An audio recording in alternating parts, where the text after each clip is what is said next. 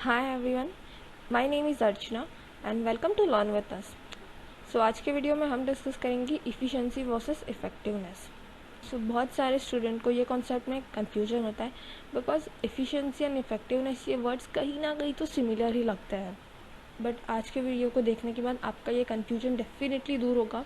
तो के एंड में हम एक एग्जाम्पल डिस्कस करेंगे which is related to particular company and it's a case study based example.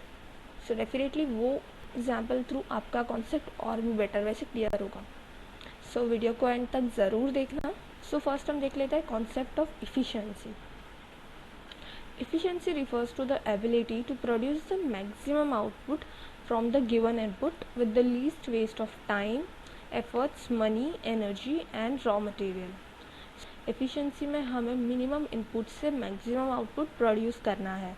सो इसमें हमें कम से कम रिसोर्सेज को यूटिलाइज करना है उस आउटपुट को प्रोड्यूस करने में। It can be measure quantitatively by designing and attending the input-output ratios of the company's resources like fund, energy, material and the labors. So जब भी हम efficiency को मेजर करेंगे तब हम उसे क्वान्टिटेटिवली मेजर करेंगे।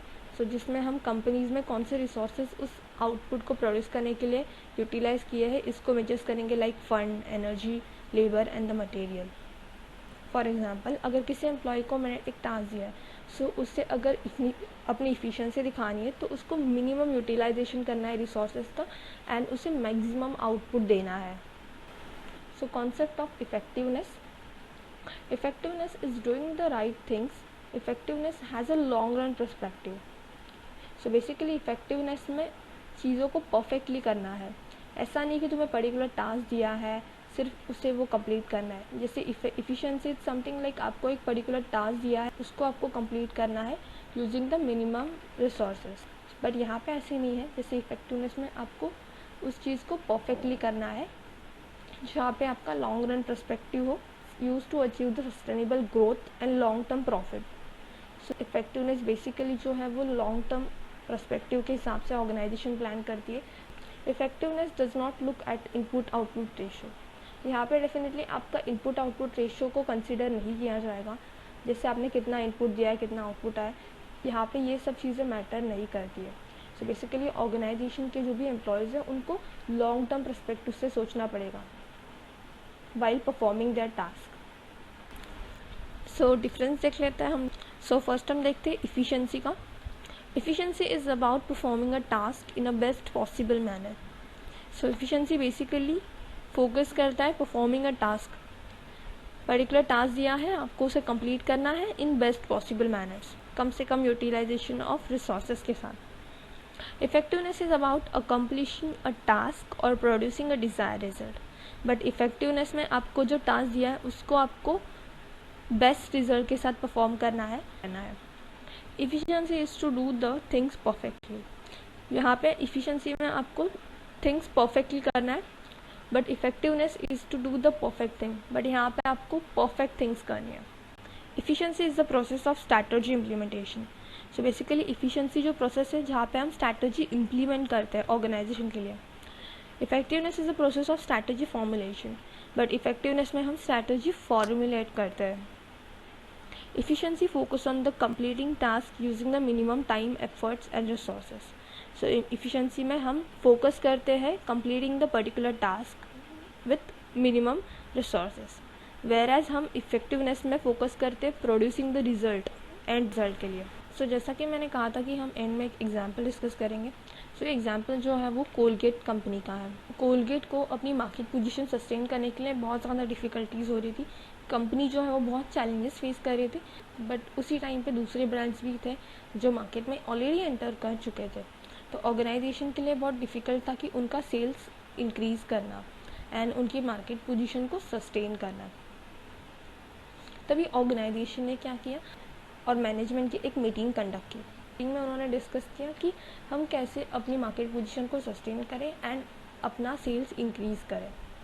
बट ये भी एक प्रॉब्लम था कि ऑर्गेनाइजेशन को उस चीज़ के लिए ज़्यादा इन्वेस्टमेंट नहीं करनी थी। तो एक दो एम्प्लॉयज़ थे उन्होंने सजेस्ट किया कि हम अपनी एडवर्टाइजिंग इंक्रीज़ करते हैं, हमारी प्रमोशनल स्ट्रैटेजीज इंक्रीज़ करते ताकि हमारा सेल्स भी इंक्रीज़ हो। बट ऑर्गेनाइजेशन को इस चीज़ में ज़्यादा इन्वेस्टमेंट नहीं करना था। So they rejected that ideas. Then suddenly outsider came into the company and he said कि उसके पास एक आइडिया है जिससे उनका सिर्फ 40% तक इंक्रीज़ हो सकता है, बट उस आइडिया को शेयर करने के लिए उन्हें ऑर्गेनाइजेशन को उस पर्सन को सर्टन अमाउंट पे करना होगा, एंड उसने जो अमाउंट मांगा था that was quite high. So organization said कि will let you know. And कुछ वीक्स हो जाने के बाद ऑर्गेनाइजेशन स्टिल वरिड कि उनका सेल्स नहीं इंक्रीज़ हो रहा, तो उन्होंने उस पर्सन को फिर से बुला लिया एंड ही सेड कि आपका जो भी आइडिया है आप हमें बताओ and we are ready to implement. Rider का जो आइडिया था, का जो भी ट्यूब होल है उसका डायामीटर जो है वो 5 मिलीमीटर का है. सो हम उसे 5 मिलीमीटर से 6 मिलीमीटर कर देंगे तो it will increase your cell.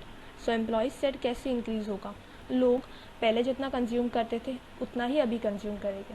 इसका डायामीटर जो है वो इंक्रीज़ होगा, 6 mm हो जाएगा, तो डेफिनेटली यहाँ पे कंजम्पशन इंक्रीज़ होगा. एंड अगर वो कंजम्पशन इंक्रीज़ हो रहा है तो वो प्रोडक्ट जल्दी ख़त्म होगा. फॉर एग्जांपल अगर वो प्रोडक्ट पहले 45 डेज तक चलता था तो अभी वो 30 डेज तक चलेगा, तो इससे आपका सेल्स भी इंक्रीज़ होगा. After listening this idea, company को ये बहुत डम आइडिया लगा and most of the employees ने इस आइडिया को रिजेक्ट भी कर दिया. मैनेजमेंट ने डिसाइड किया कि हम इस आइडिया को ट्रायल एंड एरर बेस पे इम्प्लीमेंट करेंगे. अगर ये वर्क करता है तो हम इसे कंटिन्यू करेंगे, अगर ये नहीं करता है तो भी कोई प्रॉब्लम नहीं. After implementing this idea, sales जो था वो बहुत ज़्यादा इंक्रीज़ हुआ एंड डेफिनेटली ये simple strategy created history for company. Efficiency भी आता है एंड इफेक्टिवनेस भी आ जाता है.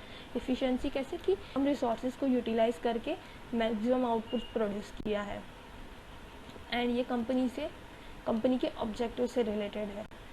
So just this was the example. So thank you for your valuable time. अगर वीडियो पसंद आई है तो लाइक ज़रूर कर देना एंड शेयर कर देना. So you can follow us on our Instagram channel for a more content related to management concept. So अगर चैनल को सब्सक्राइब नहीं किया है तो सब्सक्राइब कर ज़रूर कर देना एंड लाइक कर देना, शेयर कर देना. So just stay connected and keep learning.